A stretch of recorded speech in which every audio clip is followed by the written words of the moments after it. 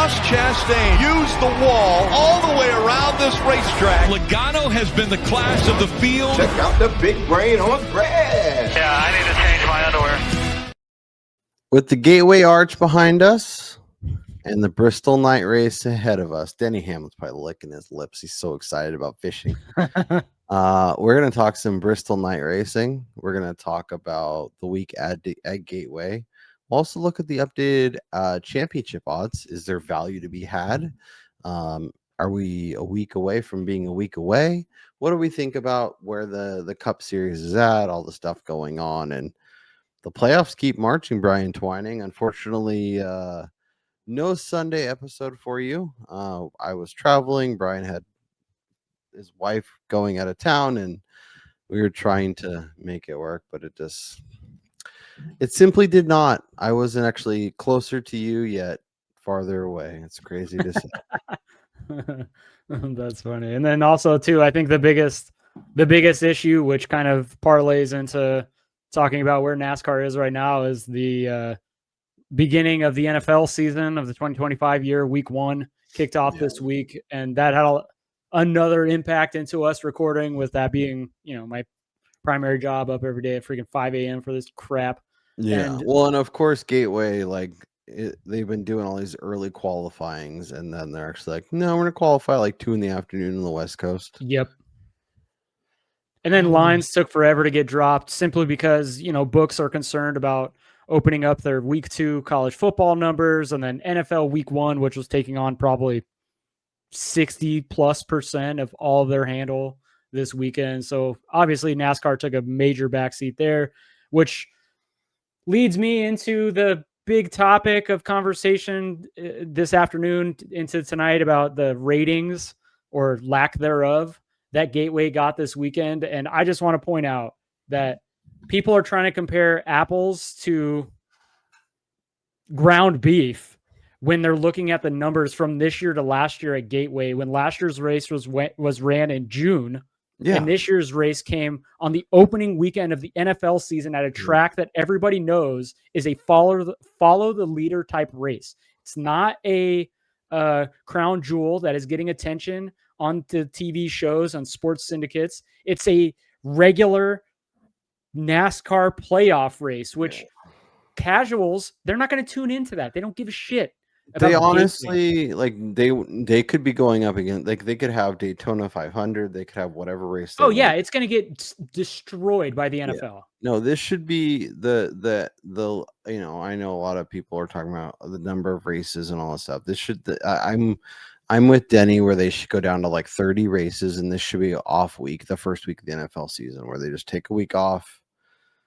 The only problem at the start of the playoffs. Yeah, the only problem you run into there is the traditional weekend of whatchamacallit, of the Southern 500 coming on Labor Day weekend. So, that would be an issue, and trying to coordinate with the NFL. The NFL's not going to take a backseat to anybody. Yeah, but you could make that a playoff race and keep it in the same time calendar wise. I don't know. Yeah, and then the last thing I'll say on that is, people trying to make this out to be like, oh, playoffs aren't that important. Look, we could be in a 36 race points system. We could be in a playoff system. We could be back in the chase in the 10 race system. This could have been the freaking NASCAR Cup Series championship, and it would have gotten similar numbers on the opening weekend of the NFL when the race started at the last hour of the 1 p.m. window of games. That is quite literally the worst time to start or have a race. Yeah.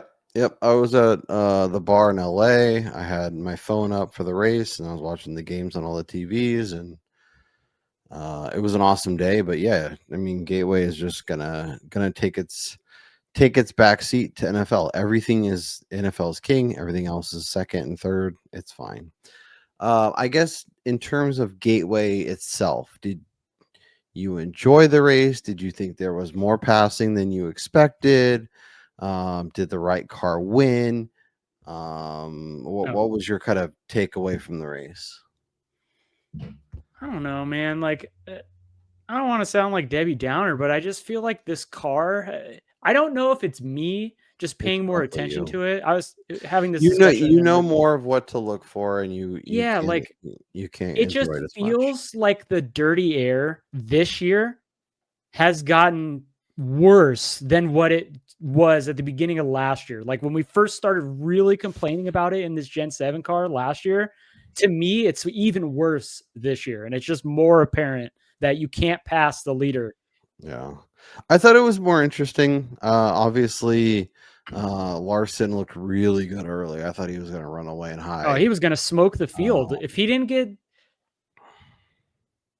So I think that's what ruined the race for me was the fact that we didn't get to see the strategies play out. Mm-hmm. And then, of course, Larson's the one spinning out Blaney and ruining his day. Oh man, don't. The fact that he was able to get back up into the top 5 made it so it wasn't so egregious. But I think if Blaney finishes like 23rd, he's throwing hands instead of just calmly waiting for him in the post race pressing. I said this on Sunday on the socials, but Kyle Larson he essentially gets away with murder on the track because of his aura and everybody considering him the best driver in the sport. When to me, he has as many brain farts as Carson Hocevar does. Yeah. And he if just it doesn't was get Bubba Wallace or Austin Hill, they'd want him out of the sport, but because exactly Kyle Larson. Like there was no reason to make that move at that point of the race. Nope. He's a more popular version of Ross Chastain. And not even Chastain doesn't do that anymore. Yeah.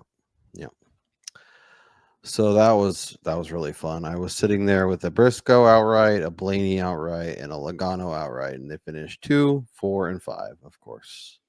And there I will say, had any of those guys been out front, I think they win the race because you were not Denny passing the lead. was saying that if Briscoe was out in front of him, like it was going to be really hard for him to pass. There was a point where they were I was on a pit stop and the tire like rolled it out of Denny's pit box, and I'm like, "Here we go, baby! Give me that penalty so I can get one of my guys to the front." Yeah. No, of course not. So Hamlin wins. Yeah, I'll pull up my screen while I'm doing that. Wait, last bitch point here. Okay. Denny Hamlin wins his 5th victory of the season. Mm-hmm. And if you follow that handle on Twitter that sends out the Winston Cup standings, if we were in the current Latford system, as it was called, I guess, or the Winston Cup scoring system, Denny Hamlin wouldn't even be inside the top 3. So you tell me which you would rather have, a combined playoffs plus it's like Chase Elliott or William Byron or somebody leading. Yeah, it's like regardless. There is nobody right now that should be number 1 in the standings other than Denny Hamlin. You can't have two or more wins more than every other legit championship contender and not be number 1 in a standings or a scoring metric. I'm sorry. To me, that's a non-starter. You can win the regular season a week before the end of the season and still not be the number 1 car in the playoffs. So NASCAR just pulls shit out of their ass and sees what sticks. Yeah, make sure you click your like button, click subscribe if you're still here with us. We appreciate everybody who's going through the end of the NASCAR season. We're having a hell of a good time, and we'll be here the rest of the way. We'll obviously be recording Friday night in your feed Saturday morning for the Bristol night race. We'll also have our Substack back going for this week, so make sure you check that out. I will bring up my screen. I did make a couple lineups over on DraftKings.com and actually had a really, really good week. So shouts to win the race for the Sims and for all that shit. But let's see if I can do this. That's what I want. And then I'll click on this one. Boom, chicka, boom, boom. Nice. So I had a couple nice hits. This one was the Briscoe, Larson, Elliott. Elliott was a smash, man. I had some questions, but he was really good. Got all the way up to 3rd. Brad was okay. Hocevar was better, and our boy Ryan Preece, 32nd up to 13th, had a nice day. Brad was doo-doo. So are we gonna go every week where everyone's gonna convince themselves that Brad's gonna win and that Kyle Busch is gonna win and all these old guys that can't win are gonna win? I still think people are underestimating the current like qualifying format this year in terms of who actually has a chance to win these races. Like when you're starting Brad's case, he started well beyond the top 20 again. Yep. Like having a chance to win means you have to get funky with your strategy and hope it hits right. And like that's not a good indicator of somebody that's going to win. And same thing with Kyle Busch. Like that guy honestly shouldn't even be on track right now because he spun this last week at Gateway. 2 weeks ago, he cost Ryan Blaney a chance at even competing for the win at Darlington. And so it's like, to me, he's no better than the 66 car who's just out there running 2 seconds off the pace. Who wins first, an old guy that can't win or a young guy that can't win? I can give you Gibbs and give me Carson Hocevar, over all those guys, or you can have Keselowski and Kyle Busch. And yeah, no, give me the kids because at least they have speed. Yeah. And I do think that even the kids with speed, they have a better chance at qualifying higher up in the order than the old guys do. Yep.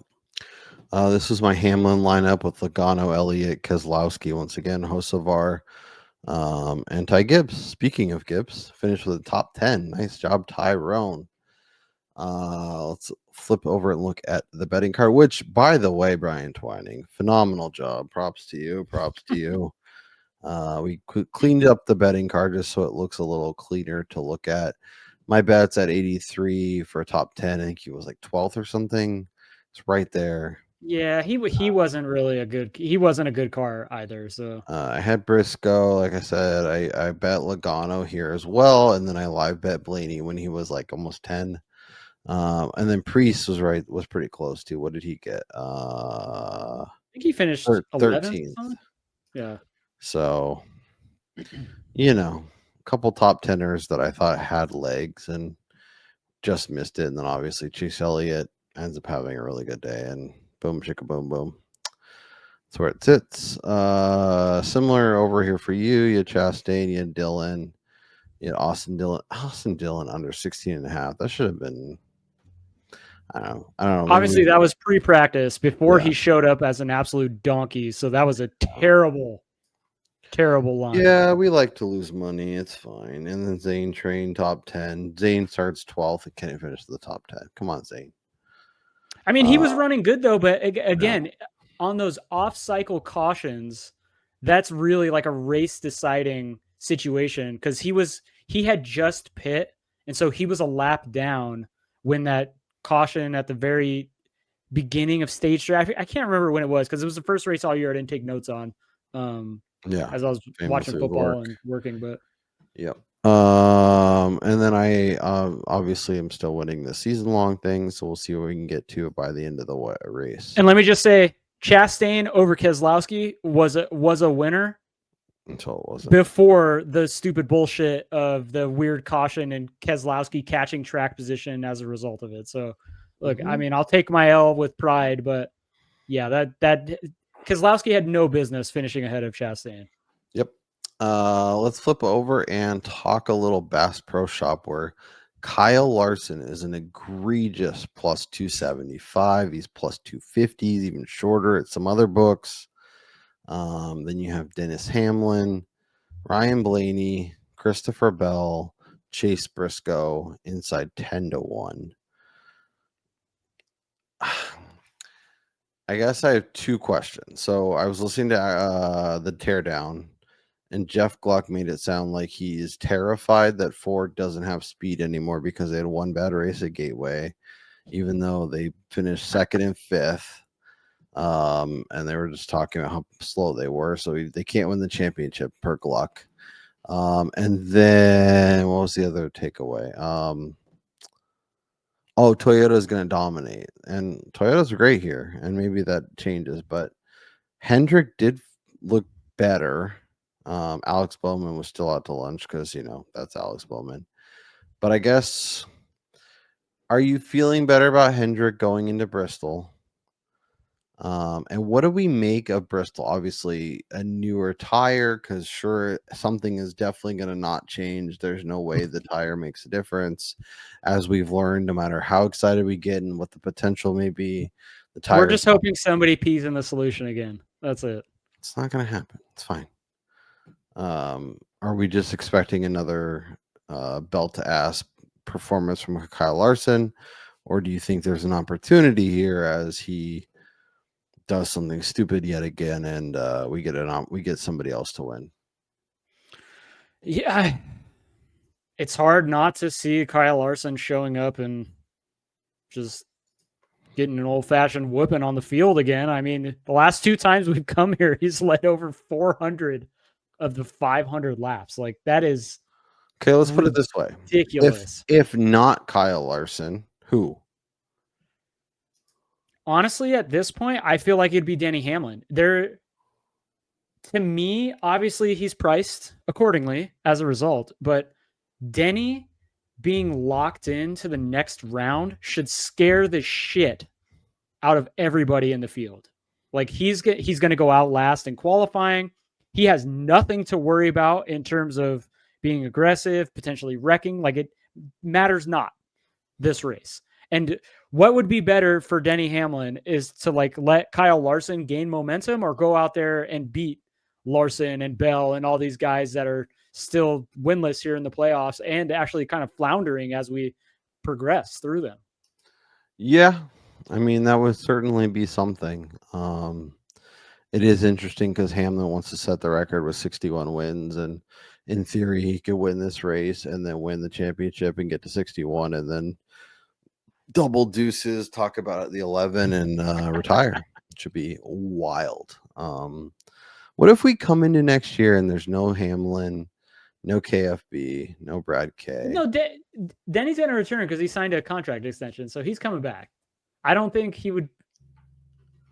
He wouldn't do that to Joe Gibbs. If he gets 61 wins in a championship, maybe not. Nah, I don't think he'd do that to Joe. No love for Ryan Blaney here? Not at that price. What price would you be interested in? Everybody would have to be double digits. I think the introduction to this new softer compound right side tire, which if the scuttlebutt over socials and on actions detrimental or is true, and these tires are supposed to wear out rather quickly and cord. Do you actually buy it though?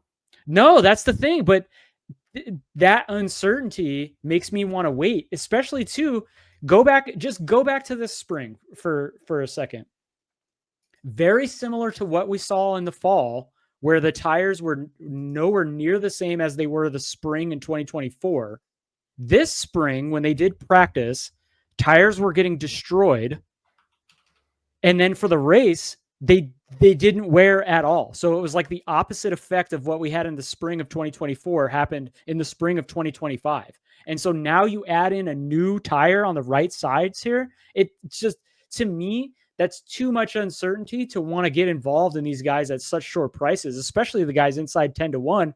And that means there's no way in hell I'm touching Larson at plus 250, plus 260, even 3-1 right now, when Hendrick hasn't looked great heading into the playoffs. And unlike previous seasons where they went through that summer hibernation period, this year, they didn't have that warm-up month into the playoffs where you start to see them get better. This year, they just went right into the playoffs kind of in that little sleepy mode. And so I got to see Larson show up with speed in practice to want to warrant me betting that. And even so, they're not going to post him at even money.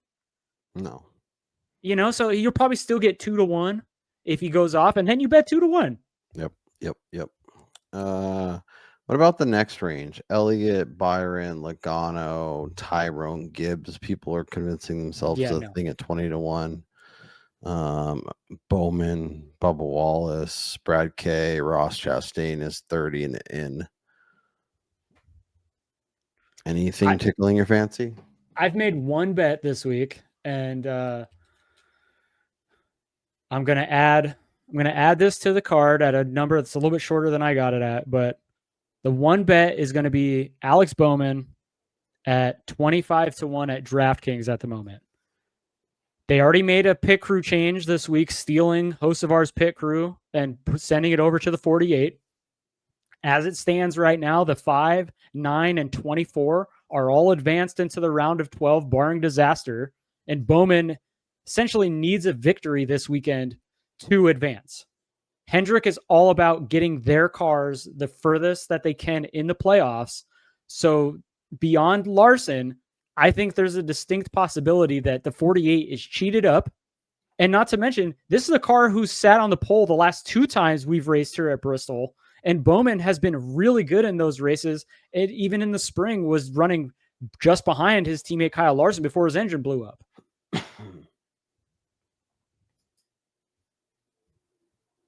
I mean, I'm in. I think it makes sense. I hate it, but I think it makes sense. The fact that he's priced the same as Tyrone Gibbs, who I'm convinced he's never going to win. He's definitely not winning this year. And I don't know what's going on with them, but again, one mistake and that team falls down the running order. And Bowman, who's, again, as I just said, sat on the pole, led multiple laps in each of the last 2 trips to this race. He's been really good here in the past. And at the same price in the playoffs, like, that's a no-brainer to me. Okay. Shop around because there is some other numbers. 25 seems good.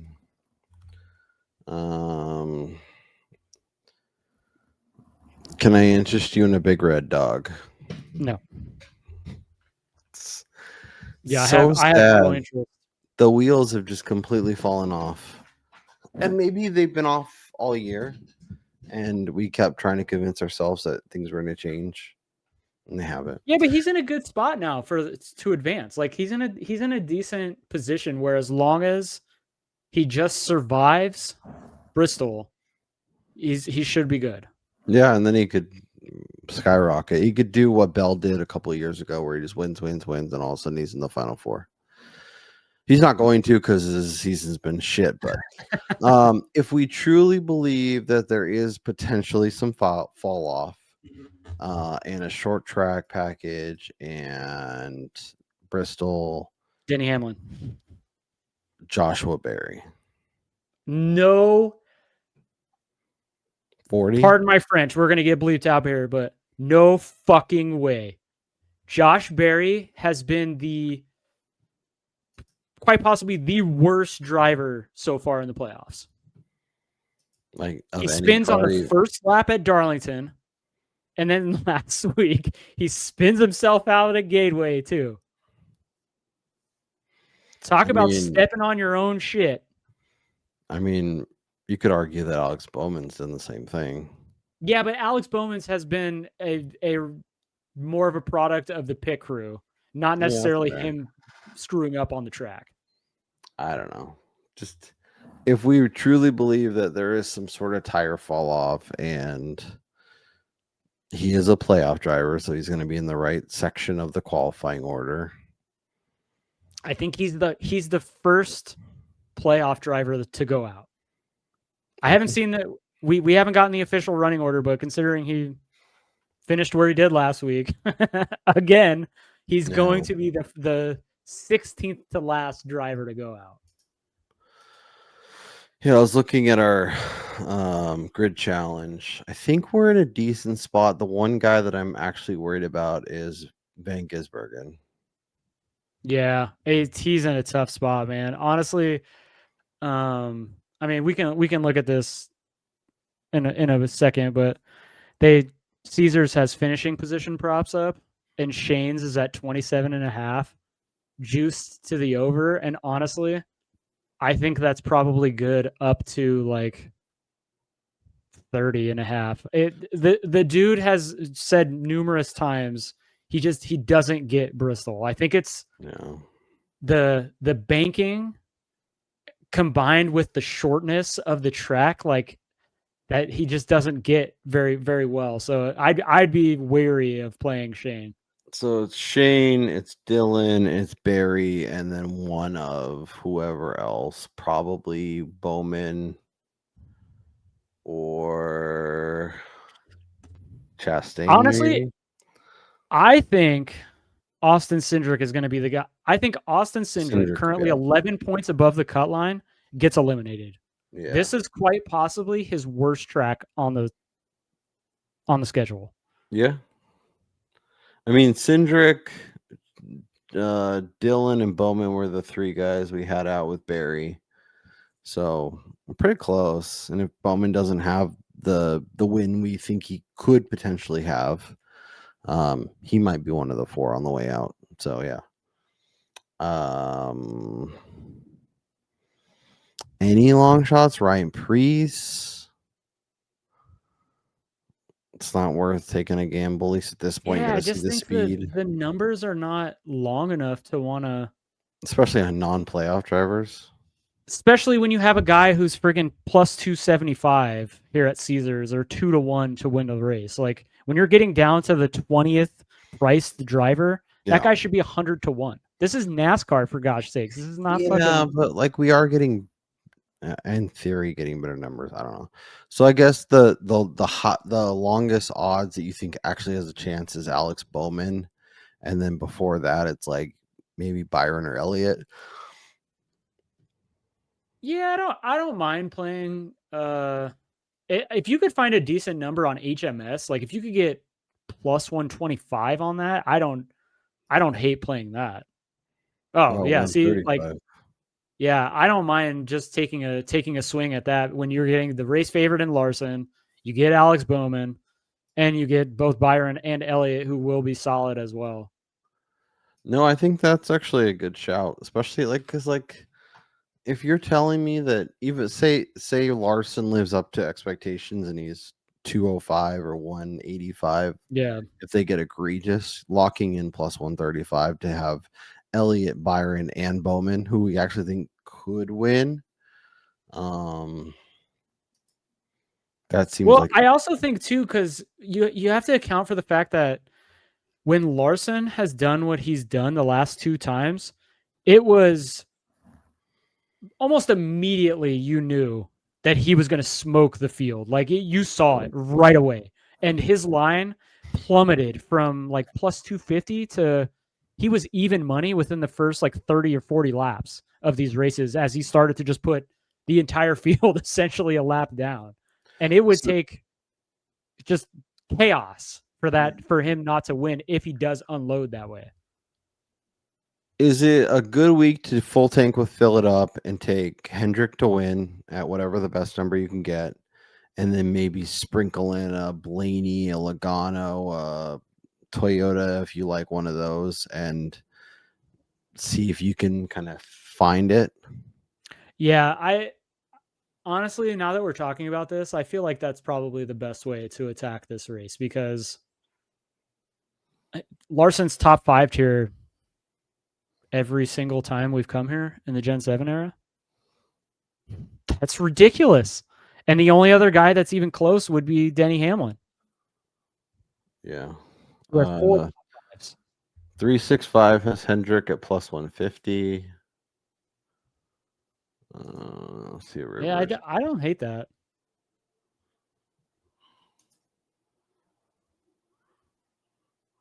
So okay, so just for a little Alex Bowman context, he's currently 4-1 to put it on the poll. Oh well, there you go. And if he puts it on the poll, his number is probably going to go down to like 10. Larson is 3 there, by the way. So if you want to add Where's Larson, Bet Rivers. Oh. Where's the poll number? Bet Rivers. Oh. What? They have poll bets? They sure do. Wow, I don't think I've ever seen them post that, or at It's least not. It's not a part of the race. Yeah, I see it. Yep. Yeah. I wouldn't put it past Denny though to put this thing on poll at 6-1. Seems fun. Let's see. I'm fairly confident in saying you can eliminate any non-playoff driver from claiming the poll. Yeah.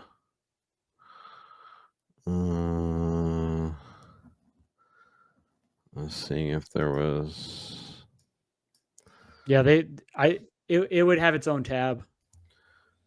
if they had it. Interesting. Any boosts? Byron 16. Bell at 10. Bell's not terrible at 10 because he's been really good here as well. Yeah. He's not a guy that I'm confident in playing right now with the current trajectory of that team. And although, he said last week in his in-car, like, we were the best car and we've wound up finishing 7th. I think anybody who was out front at Gateway was going to look like the best car. The clean air there is so OP. It wouldn't have mattered really who it is unless it was a back marker running out front. They would have gapped the field. Yeah. Yeah, it really feels like bet HMS to win and then sprinkle in your favorite. And I guess, would you bet, if you bet HMS to win, would you consider betting Bowman 2 at longer number, or would you just say, I bet HMS to win, I'm going to spread my bets elsewhere? That's a good question. Especially if you can get like 25 or longer. Yeah, I don't mind sprinkling on Bowman still because the number is so long and it's going to get shorter. I mean, he's the freaking poll favorite. So this number's, I mean, CLV doesn't mean shit at the end of the day. But you could, like, instead of betting 100 on Bowman at 25, you could put 75 of that on HMS and then 25 on Bowman. And then if Bowman wins, not only do you hit HMS, but you get that little extra candy on top. Yeah. Yeah. So honestly, I am going to do that. I'm going to play HMS plus 150.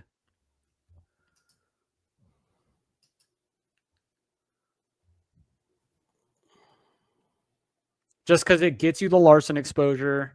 It gets you, Bowman, obviously. And then both Elliott and Byron, they have speed enough to maybe compete up front as well. Yeah. And honestly, I don't think there's any other Chevy that maybe beyond Hocevar that kind of scares me in terms of winning here. Literally none. Hocevar, Chastain, they're fine. And if I feel like they're really putting on a show on Sunday or Saturday night, I'll add them live. I think it's HMS, and then we find our favorite numbers elsewhere.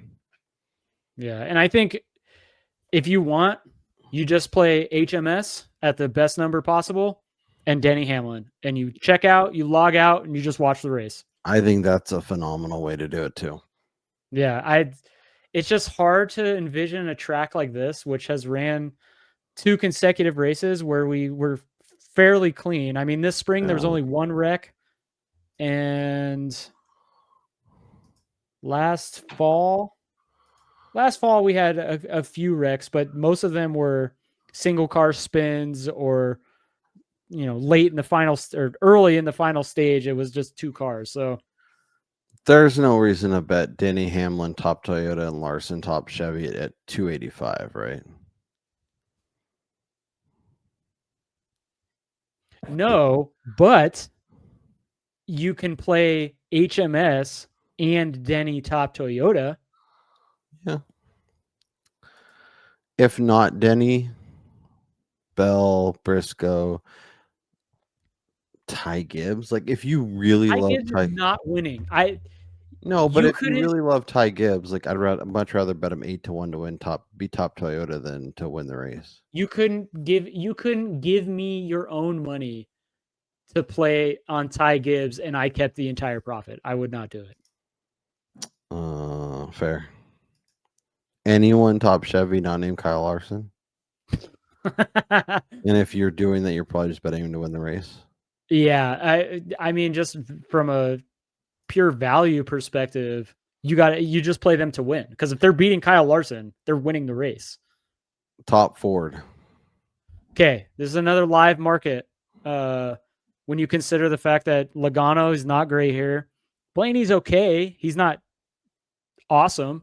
And so, haven't you been on the train that he's been much better at places that we don't? Yes, he has.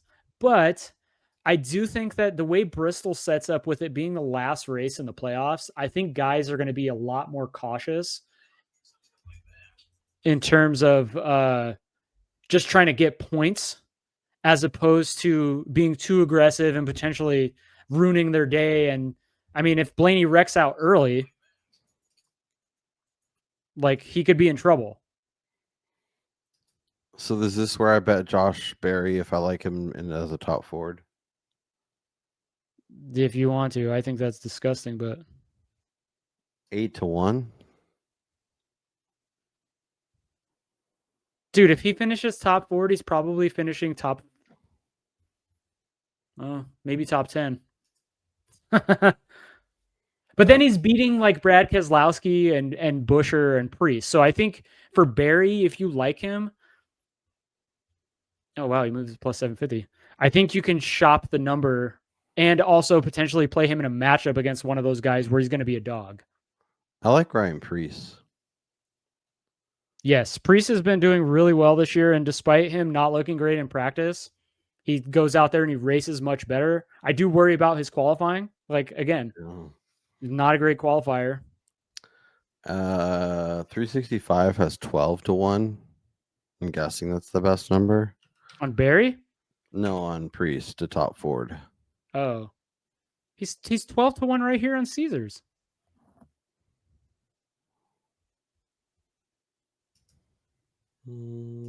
Yeah. Do you think we can do better than that or no? I don't even know who else has that market up. Checking MGM. I'm gonna add it to the card and search. He's for 16-1 at ESPN. Perfect. ESPN, man, they always help us out. All right, let's see here. So, Priest top forward. ESPN 16.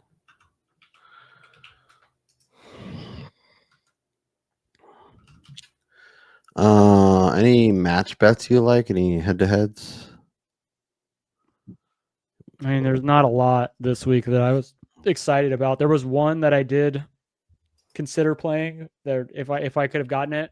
It was at ESPN earlier today, and it was Hocevar versus Cindric, and Hocevar was actually a dog. I believe it was even money.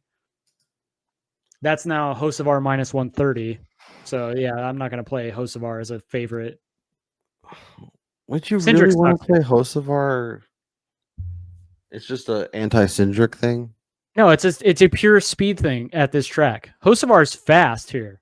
It's just whether or not he can finish the race. I don't know about that, but Cindric too. I think they both fall in the same bucket in terms of their ability to finish.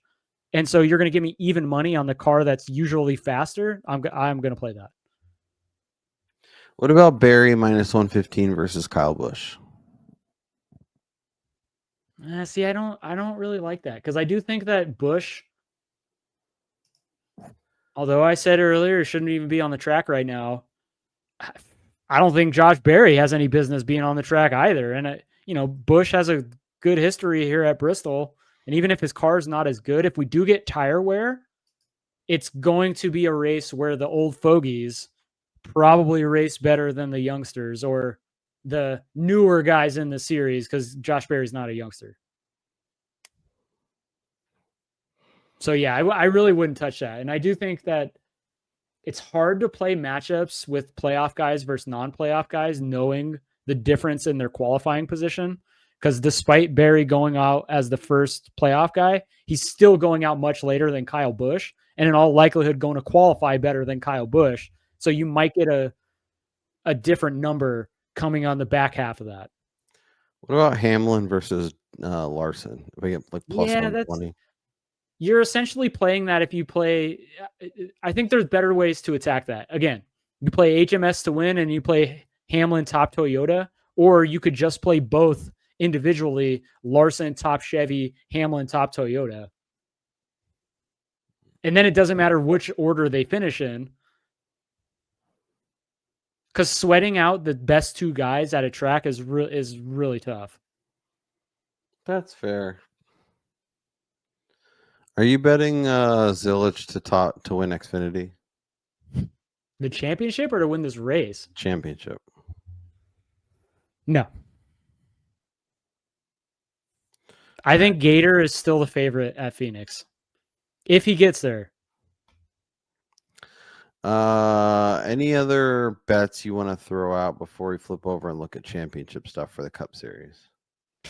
No. This week has been the odds suck. Yeah, I mean every week I feel like we're saying that. HMS It's getting and worse and Bowman, worse. I have Priest top forward. I'm gonna add some outrights. I just don't know. I'm gonna be shopping. The Bowman. I'm gonna probably add the Bowman one. The Bowman one, potentially Blaney, potentially. I'm not adding Larson. Not yet. I'd rather do the HMS thing like you're doing. I'm not adding Denny. Not adding Christopher Bell. I don't think I can do the Briscoe thing again. He's going to be good. I think the books have gotten smart with Briscoe's numbers because he's now priced as a favorite, more so along the lines of his abilities this year than anything he had done with Ford previously. I think that's a phenomenal point. Where did I have the Action Network open. Here's the grid.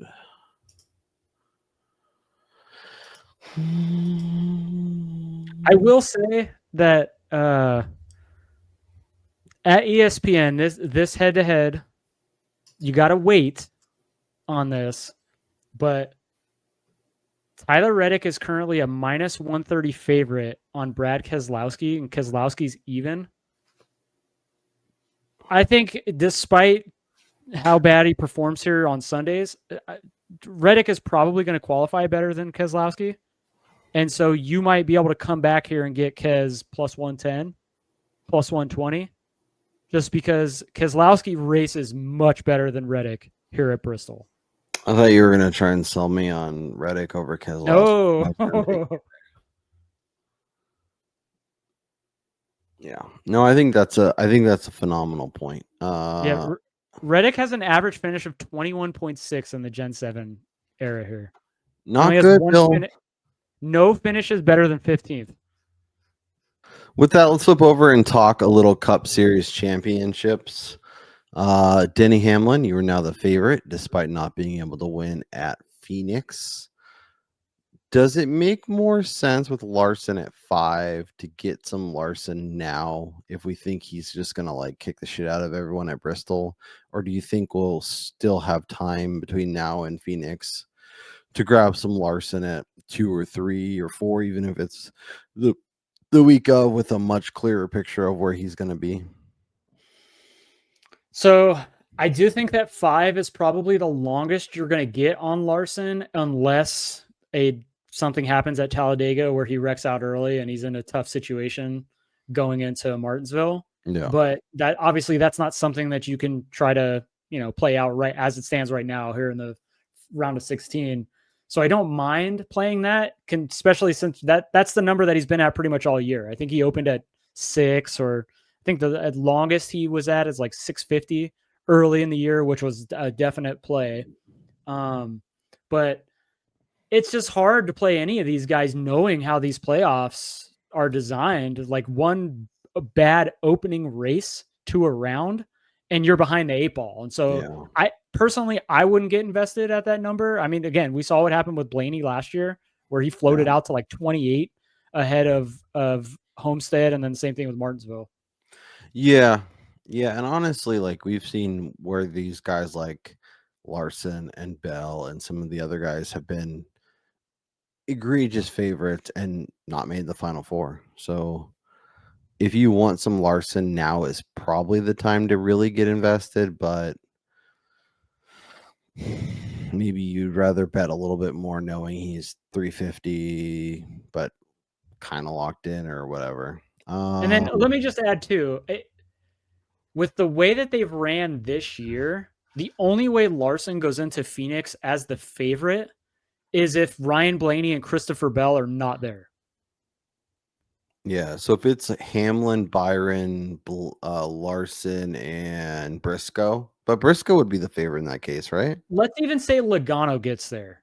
I Okay. don't think that the books are going to price Logano as a favorite over Kyle Larson, despite Penske being OP at Phoenix. I do think that Larson's name still holds more weight than Logano, Okay. than Logano's history at that track does. So I So do it's think kind of maybe that. they're co-favorites. Yeah. Okay. Um, Bell, Briscoe, Elliott, Reddick, Logano. Like, there's some Logano over 20. I don't know, man. Yeah, we talked about that shortly off air, but my thing with somebody like Joey is even if he wins this week, he's still going to be starting the next round as one of the lower standings guys. And then if we get to the round of 8, unless he goes out and he wins 3 straight races in the round of 12, he's still going to be amongst the guys that starts that round below the cut line as we go to Vegas. And then I think that's when you invest on a guy like Joey. Do we dare sprinkle Bowman if we think he could win the race? So that I'm glad we got to him. I do think this is a good opportunity to jump on Bowman because at 100, if he goes out and he wins Bristol, you're sitting on 100 number and there's only 12 guys left. And yes, he's going to be below the cut line, but he's really not going to get much longer than that the rest of the playoffs. And so this takes a very small investment. So if you are just going into this race betting, say Bowman, and you're not playing HMS, you could maybe take that unit and take 1/10 of it, or 2/10 of it, and put it on Bowman championship future as well. Yeah, because he could win like some of the intermediates. There's some opportunity. Maybe even And he's been good at the 1.5, like you said. I mean, we go to Kansas, like yeah, not terrible. yeah. I like that. I think everyone else is probably cooked though. Nothing else really makes sense. Cindric being priced at 50 is kind of funny to me. Yeah. Yeah. Okay. Well, like I said, we will be back in your feed. We'll record Friday night. We'll be in your feed Saturday morning. We'll have a DFS preview of all of our thoughts. Go check out our friends over Win the Race. They've been really good to us all year. You can get in for the rest of the season. It's only like $30 a month. It's a super good deal. Even if it's just for the Discord. Yeah. And just kind of get a feel for it, because I guarantee you after the rest of the season, you'll want it for all of 2026, which is absurd to say.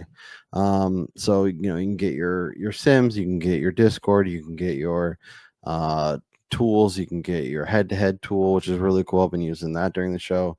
That's Brian Twining. I'm Kyle Robert. Enjoy the rest of your week. We will be back, like I said, in your recording Friday night, in your feed Saturday morning. We'll talk to you next time.